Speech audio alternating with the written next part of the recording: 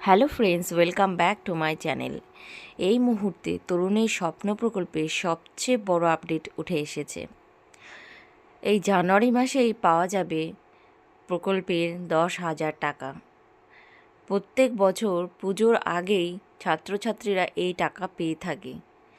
এবার সেই টাকা এখনও পর্যন্ত তাদের অ্যাকাউন্টে আসেনি। ঠিক কবে পাবে এই টাকা এবং কারা এই টাকা পাবে, তো সেই সমস্ত বিস্তারিত আজকের এই ভিডিওতে। তোমরা কিন্তু ভিডিওটি পুরো দেখবে, না হলে কিন্তু মূল ইনফরমেশনই স্কিপ হয়ে যাবে।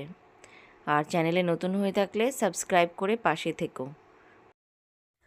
পশ্চিমবঙ্গ সরকারের স্কুল শিক্ষা দপ্তর রাজ্যে সরকারি ও সরকার পোষিত স্কুলে ছাত্র একাদশ শ্রেণীর পড়ুয়াদের জন্য এক অত্যন্ত খুশি খবর নিয়ে এসেছে।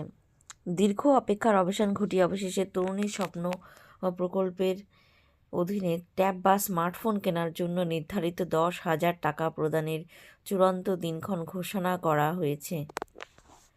2025-26 তারিখ শিক্ষাবর্ষের পড়ুয়ারা কবে তাদের ব্যাংক অ্যাকাউন্টে এই অনুদান পাবে, সেই বিষয়ে একটি বিজ্ঞপ্তি জারি করেছে বিকাশ ভবন।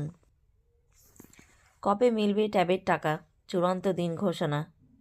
স্কুল শিক্ষা দপ্তরের কমিশনের স্বাক্ষরিত সাম্প্রতিক বিজ্ঞপ্তি মেমো নম্বর 1840 সেকশন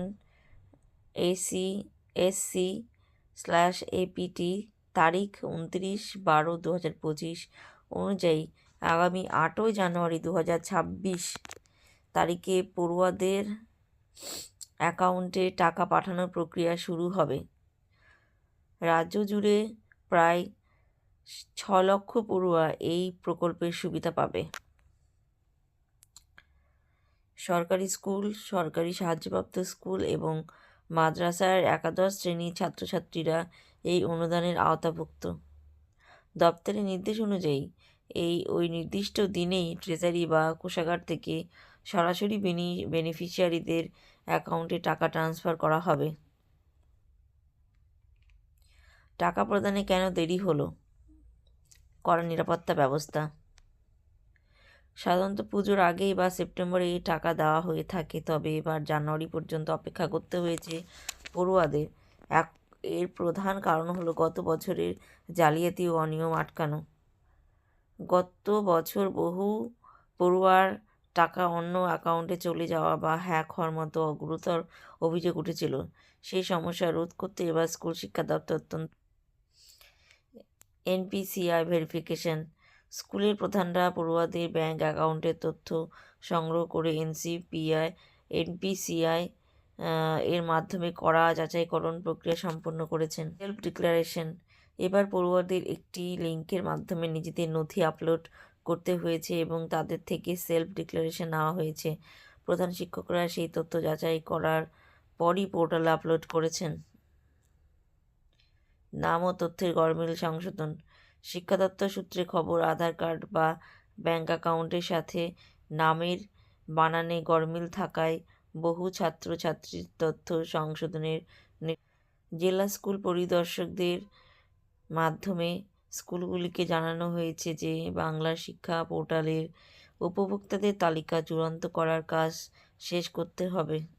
স্কুলগুলিকে দ্রুত বিল প্রস্তুত করে IFMS পোর্টালে পাঠানোর নির্দেশ দেওয়া হয়েছে, যাতে 8ই জানুয়ারি কোনো যান্ত্রিক ত্রুটি ছাড়াই মসৃণভাবে পড়ুয়াদের অ্যাকাউন্টে টাকা জমা পড়ে।